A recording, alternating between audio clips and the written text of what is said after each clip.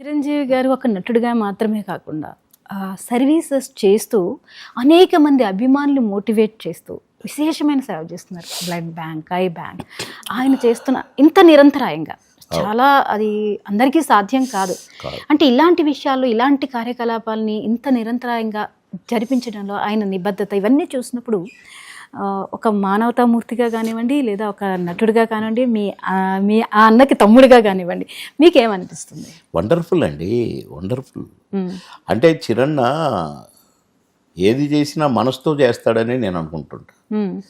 అంతేగాని ఏదో ఆర్టిఫిషియల్గా కొందరులాగా అట్లా అట్టటి ఉండవు. స్క్రీన్ కోసమో లేకపోతే జనం కోసమో అభిమానుల కోసం సిన్సియర్గా ఏది చేసినా ఇది చాలా చాలా బాగుండాలి అనే కోరిక మాత్రం లోపల ఉంటుంది. ఏదో చేసాంలే మొక్కుబడిగా అట్లా ఉండదు. అందుకే వారు ఏదని అనుకుంటే అది సక్సెస్ చేసే తీరుతారు. ఈ డ్యాన్సులప్పుడు, ఫైట్లప్పుడు ఎలాగో నిజ జీవితంలో కూడా ఆయన ఏదైనా సాధించాలనుకున్నప్పుడు ఆ నిజాయితీ అలాగే ఉంటుంది. చిరంజీవి గారికి బాగా నచ్చే ఫుడ్ ఏంటి? అంటే అవి ఇప్పుడు మనం రివీల్ చేయకూడదు. అంతే అంటారా? అంతే. మళ్ళీ మా అన్నకు జిసి తగిలితే కష్టం నాకు. అవును, గ్యారంటీగా తగులుతుంది. ఎప్పుడు దిష్టి తగులుతుంది పాపం ఆయన. కానీ మితంగా చాలా భోజన ప్రియుడే, కానీ ఎంత ఇష్టమైనదైనా జాగ్రత్తగా కొలిచినట్టుగా తీసుకుంటారు చిరారు. Perfect diet.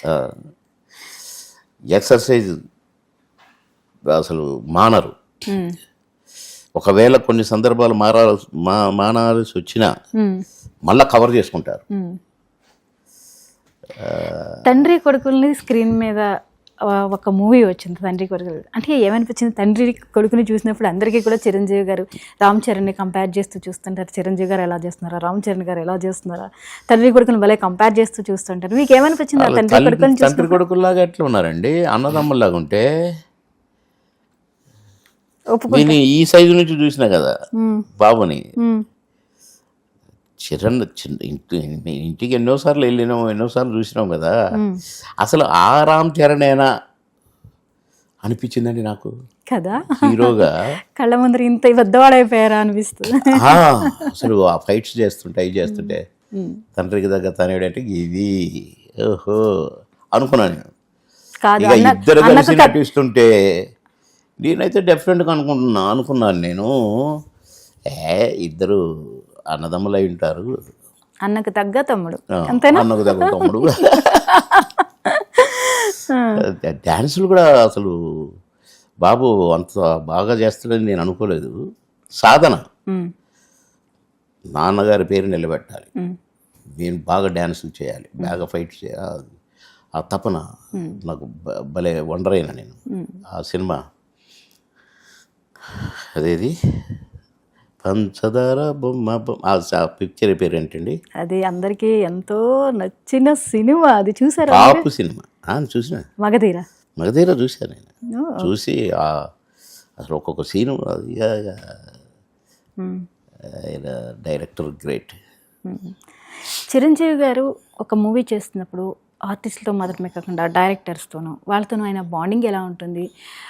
డ్యాన్స్ చేసే విషయంలో కానివ్వండి, ఫైట్స్ చేసే విషయంలో కానివ్వండి, నటన, ఈ వేరియేషన్స్ చాలా కంపల్సరీగా ఉంటూ ఉంటాయి. ఆయన అవి పర్ఫామ్ చేసినప్పుడు ఆయన తీసుకునే జాగ్రత్త ఎలా ఉంటుంది? ఒక సీన్ ఎలివేట్ చేసే విషయంలో ఆయన చేసే నిబద్ధత ఎలా ఉంటుంది? అక్కడ షూటింగ్ స్పాట్లో అసలు ఏం తెలియనట్టు ఉంటారండి. కానీ ఇదంతగా కూడా వారు క్యారెక్టర్ విన్నప్పుడే డిసైడ్ చేసుకుంటారు, దీనికి ఎలా చేయాలి, దీనికి ఎలా చేయాలని. సెట్లో డైరెక్టర్ గారు ఏం చెప్తే చేస్తారు అంతే తప్ప, అంతవరకే తెలుస్తుంది మనకి. కానీ దాన్ని పుట్టు పూర్వోత్తరాలు ఒక క్యారెక్టర్ ఉందంటే దానికి లెఫ్ట్ ఏంటి, రైట్ ఏంటి, అసలు ఏది చేస్తే పండు, ఇవన్నీ బాగా రంగరిచ్చి పాలలో కలుపుకొని తాగేస్తారు ముందే. చాలా కేర్ తీసుకుంటారు, చాలా కేర్. ఎల్కేజీ బాయ్ లాగానే అంత కేర్ తీసుకుంటారు క్యారెక్టర్ విషయంలో. అందుకే అన్ని హిట్లు. నిజంగా అది చాలా కొద్ది మందికే సాధ్యం. అది ఎంత సాధన చేశారో, ఎంత దాన్ని రంగరించి తాగారో అంత రమ్స్గా ఒక్కొక్క క్యారెక్టర్ని పండించారు. సాంగ్ అయితే సాంగ్, ఫైట్ అయితే ఫైట్, అంతే.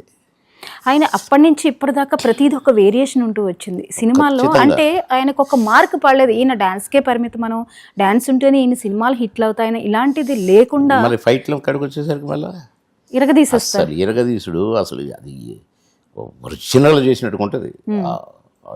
అలా తీసుకుంటాడు కొన్ని అసలు ఎంత హీమ్యాన్ లాగా.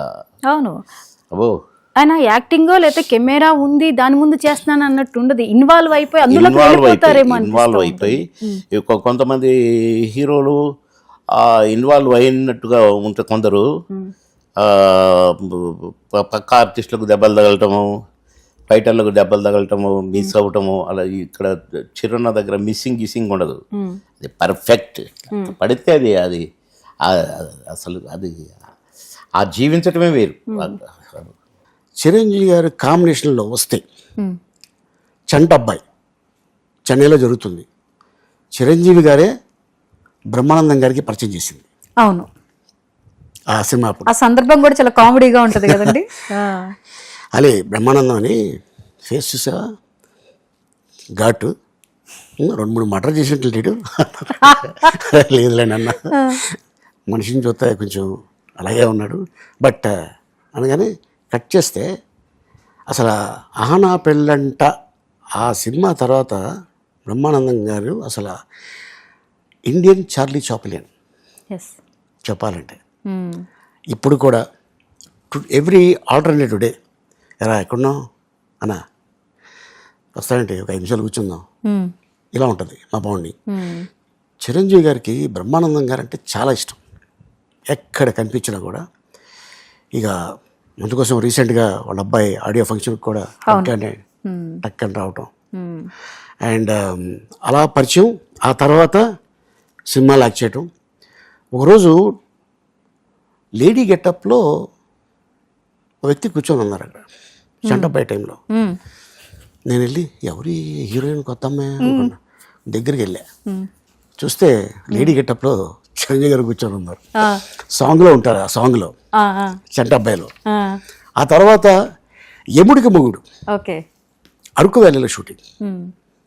మేము చెన్నైలో చేసాం, వైజాగ్లో షూటింగ్ చేసాం. తర్వాత అరకు వ్యాలీలో ఫైట్ జరుగుతుంది. బస్సులో మేము ఉంటాం.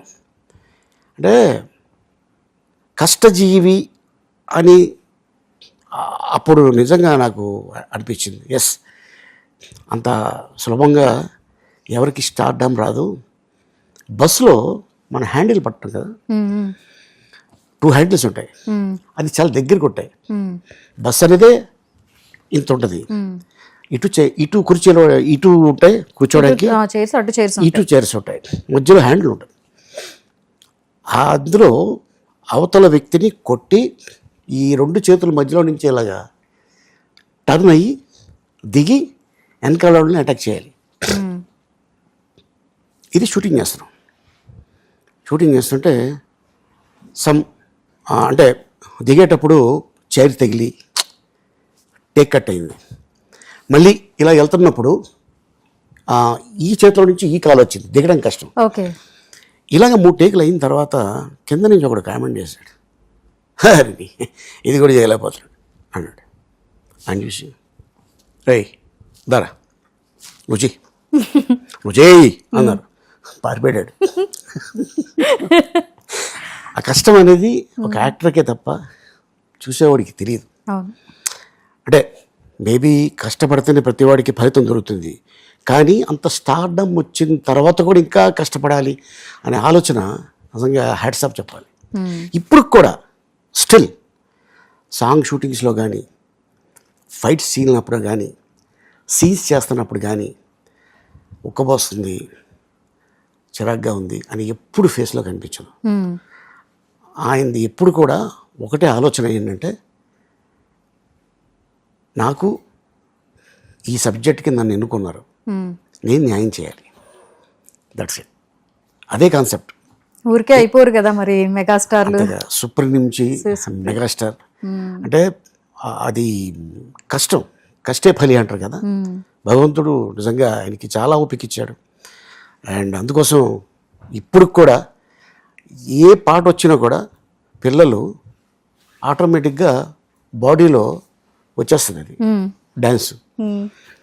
అండ్ ఆ తర్వాత మళ్ళీ చాలా కాలం తర్వాత entry boss is back, Khaidi number 150 combination first day చాలా ఆనందపడిపోతున్నారు. ఇది కాదురా మనకు కావాల్సింది, ఈ వాతావరణం ఇదేరా అన్నాడు ఆయన. మీ ఇద్దరే ఉన్నాం, ఎవరు లేరు పక్కన. మీ ఇద్దరు కూర్చున్నప్పుడు ఒక అంటే లైటింగ్ జరుగుతుంది, ఒక అరగంట సేపు మాట్లాడుకున్నాం. తర్వాత is a good father, is good brother, good husband and good friend. ప్రతి చిన్న ఆర్టిస్ట్ని కూడా పక్కన తీసుకొచ్చి కూర్చోబెట్టి భుజం తట్టే స్టార్ అంటే మెగాస్టార్ చిరంజీవి గారు. చిరంజీవి. సార్ ఇప్పుడు మెగా ఎట్ 70 ఇయర్స్ పుట్టినరోజు జరుపుకోబోతున్నారు. ఈ ఏదైతే ఈ ఫిల్మ్ ఇండస్ట్రీలో ఆయన ప్రస్థానం ఉందో మనం ఇంచ్ బై ఇంచ్ చూస్తూనే ఉన్నాం. ఒక సుప్రీం హీరో, ఒక చిన్న హీరో నుంచి సుప్రీం హీరో, ఈరోజు మెగా స్టార్. మెగా ఫ్యామిలీ అంటేనే ఒక బ్రాండ్ అని చెప్పచ్చు. ఓవరాల్గా మెగా ఫ్యామిలీ నుంచి వచ్చిన స్టార్స్ అందరూ కూడా ఈరోజు ఎలా నిలబడ్డారు, అంటే స్టార్డమ్ తెచ్చుకున్నారో మనం చూసాం. అంటే ఏ విధంగా ఇన్స్పిరేషన్ ఇస్తారు అనుకుంటున్నారు? అంటే ఆయన టైం సెన్సు, హార్డ్ వర్క్, ఇది రాదు అని అసలు ఆయన లైఫ్లో ఇంతవరకు చెప్పలేదంట. ఆయన ఇప్పుడంటే ఫైట్స్లో అంతా టెక్నిక్ వచ్చేసినాయి, రోప్స్ వచ్చినాయి. ఆయన ఖైదీ సినిమా చేసేటప్పుడు నాకు ఫైటర్స్ చెప్పారండి. అప్పుడు ఎలా ఉండేది అన్నయ్యకి ఏంటంటే రోప్ కట్టేవాళ్ళం, కొబ్బరి తాడుతోటి, కొబ్బరి రోపులు అండి ఇంతలా ఉండేవి, కట్టి ఇలాగ రౌండ్ ఇలా తిరిగి ఇలాగ కింద పడేటప్పుడు అదంతా చెక్కుకుపోయేదంటండి, మొత్తం చర్మం లేసిపోయేదంట. మరి ఇమ్మీడియట్గా వాటర్లో ఫైట్, వాటర్లో దిగంగానే ఇదంతా బర్ను. మళ్ళీ సెకండ్ డే మళ్ళీ రోప్ కట్టి మళ్ళీ దాని మీద ఏదో గుట్ట లాంటిది కడతానో ఒప్పుకునేవాడు కదంట ఆయన. మళ్ళీ అలా మళ్ళీ చర్మం లేసిపోయేదంట. ఇలాంటివి ఇవి చాలా తక్కువ అండి. ఆయనకి మోకాళ్ళు ఎరిగి మోకాళ్ళు ఇదయ్యి ఎలా ఉన్నా కూడా ఆయన సినిమాకి మనం ప్రేక్షకులకి మనం వాళ్ళకి మన అవుట్పుట్ ఇవ్వాలి, అద్భుతంగా చూడాలి, రేపు తప్పట్లు కొట్టాలి. దాంట్లో వాళ్ళు ఆనందిస్తే ఇవన్నీ నేను మర్చిపోతాను. దాంట్లో 1% మేము చేస్తే చాలండి. ఆయన 100% చేసేసారు అది. సార్ మీరు కూడా ఎన్నోసార్లు చెప్పారు, మీరు లో టైమ్స్లో ఉన్నప్పుడు కూడా మెగా ఫ్యామిలీ ముఖ్యంగా చిరంజీవి గారు మీకు ఎంతో సపోర్ట్ ఇచ్చారు అని. అంటే ఏ విధంగా ఇన్స్పిరేషన్ ఇచ్చారు సార్? ఇప్పుడు అంటే ప్రతిదీ కనెక్టింగ్ టు పాలిటిక్స్లోకి వెళ్తుందండి ఇది. అంటే ఒక ఒక పార్టీలో ఉండి రిజైన్ చేసి బయటకు వచ్చాక 2020లో I got covid. That time నేను అక్కడ మంచి ఇంకా అక్కడ రిజైన్ చేసినా కూడా పోస్ట్ అలాగే ఉంది, ప్రచార కార్యదర్శి అవతల పార్టీలో. ఇక్కడికి వచ్చాక నాకు బెడ్ లేదండి. బెడ్ అప్పుడు సివియరు, మనం బాలసుబ్రహ్మణ్యం గారు లాంటి పెద్దలందరినీ కోల్పోయాం మనం. అప్పుడు నాగబాబు గారు ఫోన్ చేసి నాకు మేము ఉన్నాం, మీకు మెగా ఫ్యామిలీ ఉంది అండగా అని చెప్పి దగ్గరుండి నాకు బెడ్ ఇప్పించి నన్ను బయటికి తీసుకొచ్చారంటే hats up to mega family.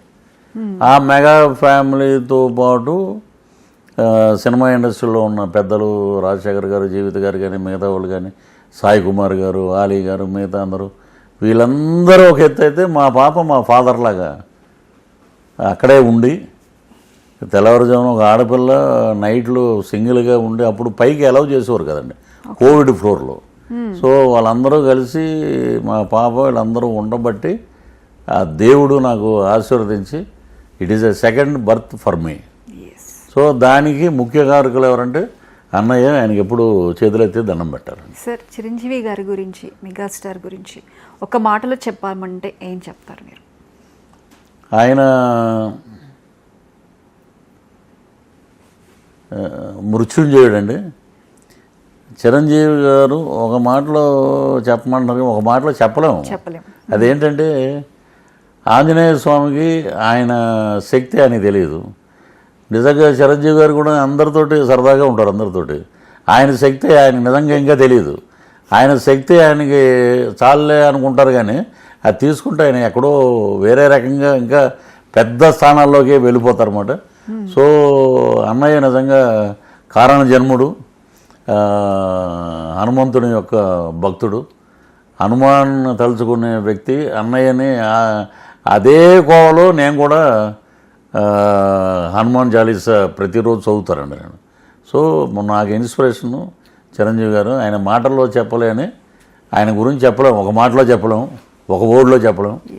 So ఇన్ని సంవత్సరాలు మెగాస్టార్గా వెదగటానికి ఆయన చేసిన కృషి, అది జీవితంలో అందరూ ఒక్కొక్క పేజీ పట్టుకుంటే చాలండి. ఒక్కొక్క ఇంటర్వ్యూ, ఇప్పుడు మీరు 70 ఇంటర్వ్యూస్ ఉన్నాయి, 70 రోజులు. ఒక్కొక్క ఇంటర్వ్యూ చూస్తే అందరూ చెప్పినవన్నీ అందరూ ఆలోచిస్తే అదే పెద్ద డిక్షనరీ అండి. యాక్టింగ్ చేయక్కర్లా, ఇవన్నీ నేర్చుకుంటే చాలండి. ఆటోమేటిక్గా ఈ will become a good actor. ఏదన్నా వేరే ఇదిలో కూడా పైకి రావచ్చు. ఆయన చేసినటువంటి సర్వీస్ కానీ, ప్లస్ స్త్రీల పట్ల ఆయనకున్నటువంటి అంకితభావం కానీ, వాళ్ళ ఫ్యామిలీ పట్ల ఉన్న డెడికేషన్ కానీ, వాళ్ళ ఆ మెగా హీరోలకి ఆయనకి ఇచ్చే సలహాలు కానీ, ఇంకా చాలా ఉన్నాయండి. దాని ప్రకారం తీసుకురావడం అంటే మెయిన్ ఏంటంటే మా అన్నగారికి జన్మనిచ్చిన అంజనమ్మ గారికి నిజంగా హ్యాపీ బర్త్డే టు అంజనమ్మ గారు అని చెప్పాలండి. ఎందుకంటే ఒక కొదమ సింహాన్ని మన ప్రపంచానికి తెలియజేసిన మహనీయురాలు.